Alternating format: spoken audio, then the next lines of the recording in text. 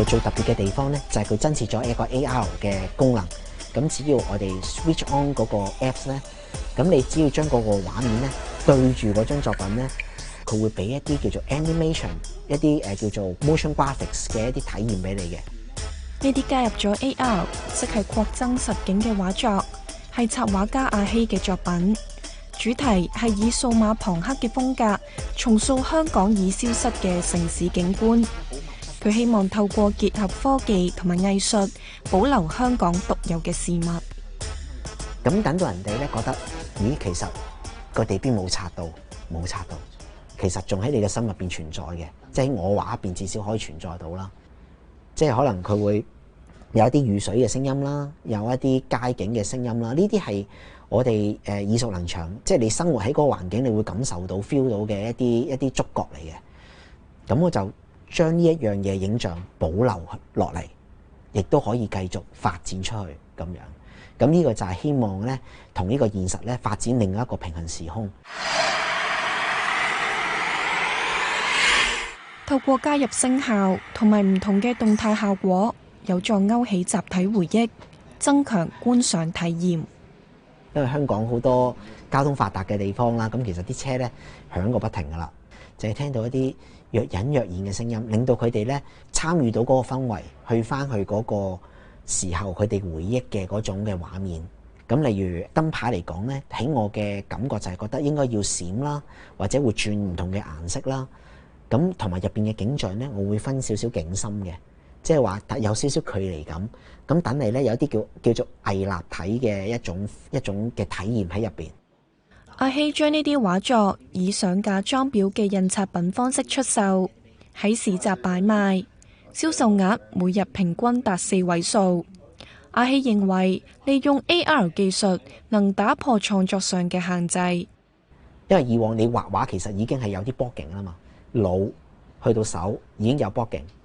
手去到畫都有波景嘅。因為點解呢？即係你畫嗰陣時已經你有啲嘢未必畫得到腦入邊嘅嘢啊嘛。但係而家你可以透過動態咧補充翻，係一個好有價值嘅一個程序嚟。呢個位啦，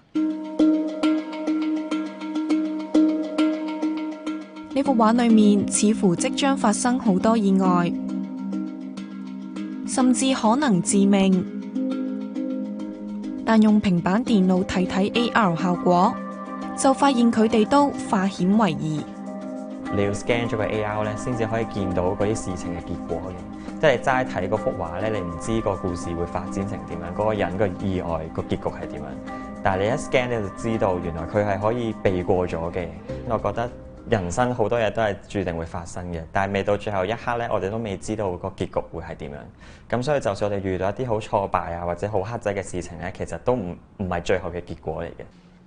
除咗倒玫瑰相關系列之外，Eugene 近年亦創作出呢個角色。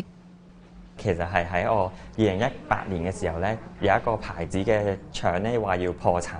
咁我就好唔開心喎，好想畫一幅畫咧去寄予佢哋唔好咁快消失咁樣。可能見到佢係好開心做緊一啲好荒謬嘅嘢，但係個結局可能係佢會因為做完呢啲嘢會延伸到一啲奇怪嘅意外。咁如果我做咗 AR 嘅時候，就可以延續成個故事嘅完整性啦，同埋又可以延續成個故事嘅內容，咁就令到我哋嘅作品咧更加完整。創作呢類型嘅作品需要同時兼顧平面同動畫創作，成本自然較高。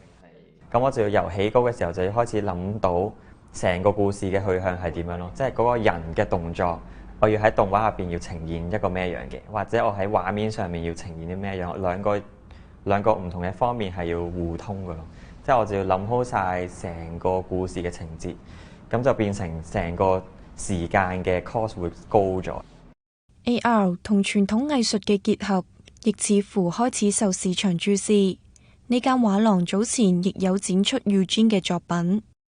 因為佢作品嗰個風格真係好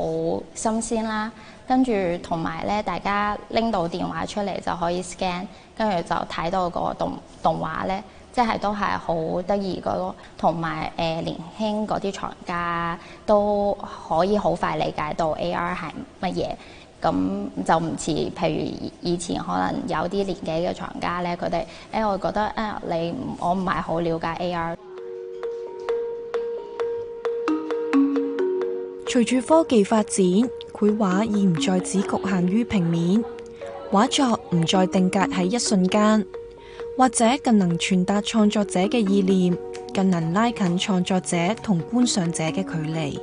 因為佢哋以往覺得欣賞一張作品咧，好多時都係用一種叫腦補嘅形式，即係話睇完之後咧，再認識下嗰個作者嘅背景啊，諸如此類咧，跟住就做一個共識去理解嗰幅作品嘅。但係而家因為多咗呢個 AR 咧嘅形式咧，基本上作者就可以透過呢一啲影像咧，提供好多 extra information 俾到嗰個讀者去理解嗰張作品咯，係準確好多嘅。咁 AR 佢本身佢都呢個科技都係發展緊嘅，咁我同埋而家好多年輕人都會用緊 AR 呢件嘢啦，